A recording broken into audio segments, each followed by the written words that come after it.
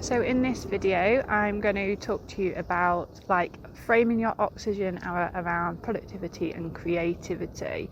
And I'm here in the woods. This is one of the places that I like to come and record some little videos as additional resources, and one of the places that I hold sessions as well.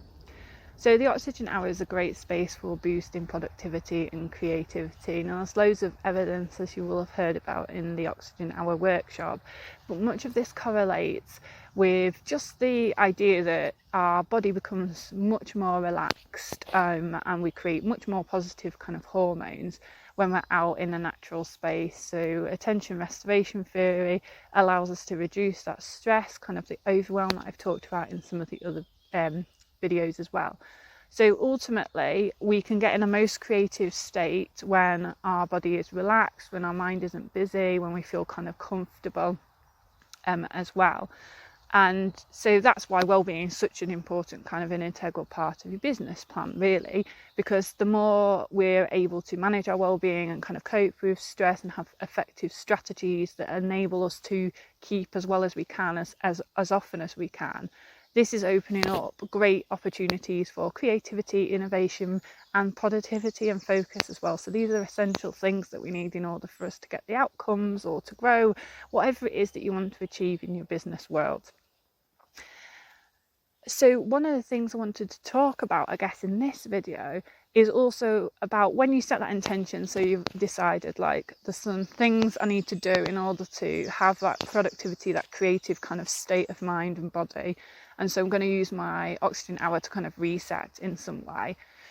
As you're doing that inner sensing, don't forget the basics. And we're so terrible for forgetting the basics. So if you're finding that you're getting that head blockage, or you can't get into your creative zone in some way, as you're doing that inner sensing and finding out what's going on in my body, what are the thoughts, what are the feelings, also start to think about yourself in your basic needs, just like a plant needs water and air and light and rest. Actually, are there any kind of more alarming things that we need to be addressing first of all? So are you really tired? For example, if you've not slept and you're just going, no, it'll be fine, I haven't got enough rest, then this might be something that goes on your priority list as well, to think about the places that you can rest and you can rejuvenate, because we need fuel to be creative and productive and focused.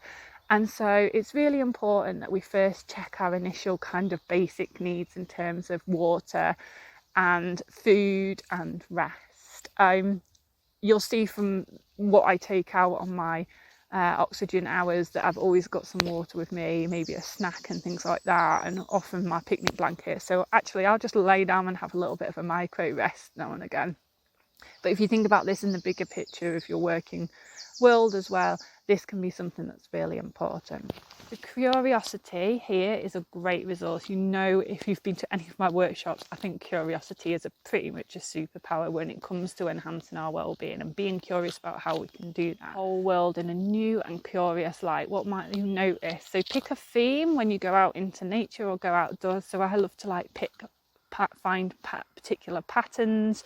So even if I pull this leaf into view now, you'll see there's all these lines and patterns. So I might kind of notice and really be curious and kind of get my brain into creative elements and kind of creative zone of finding those patterns, because it's not just all about blocking off the states that you had inside, but actually it can be about articulating and encouraging those states of mind and body kind of out as well. So be creative, finding patterns or noticing a specific colour. I'd probably not go with green if you're going into a woodland, because it's going to be pretty overstimulating, but maybe you're looking for the colour yellow and you're in an urban setting and you suddenly start to notice things that are kind of yellow. They might not just be nature based, just things that are outdoor.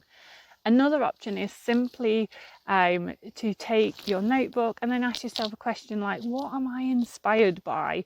And just kind of doodle that out in some way. Find the keywords. Maybe you look to your surroundings, what's inspiring you in your surroundings and the setting that you're in, or you're in your oxygen hour, or maybe this is bigger picture stuff, your wider life, what is actually inspiring you.